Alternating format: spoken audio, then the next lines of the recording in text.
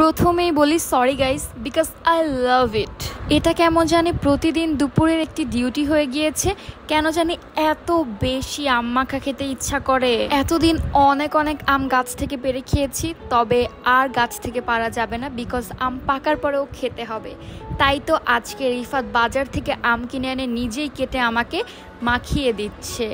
So একটুখানি লবণ আর একটুখানি লাল মরিচের গুঁড়া বা লঙ্কার গুঁড়া, যেটাই বলুক না কেন, এই দুইটার combination just wow. Video edit করতে করতে আমার মাউথ ওয়াটারিং হয়ে যাচ্ছে গাইস। এখন আবারও খেতে ইচ্ছা করছে। আমার কেমন জানি যখন তখন আম মাখা খেতে ইচ্ছা করে গাইস। তোমরা কারা কারা এখনও এই বছরে আম মাখা খাওনি, তারা অবশ্যই আমাকে কমেন্টস করে জানাও। আর এই ভিডিও দেখার পরে নিশ্চয়ই তোমরা এখনও আম মাখা না খেয়ে থাকতে পারবে না। What ever. সো আমি যে গাছ থেকে আম ছিঁড়তে পারিনি, তো কী হয়েছে, আম পাতা একটা ছিঁড়ে নিয়ে এসেছি।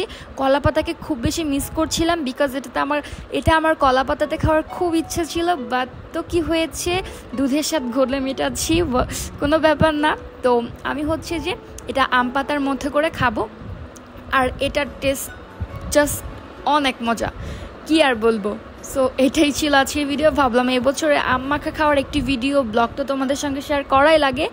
আই হোপ তোমাদের সবার কাছে আজকের ভিডিওটি ভালো লেগেছে। Thank you so much for watching.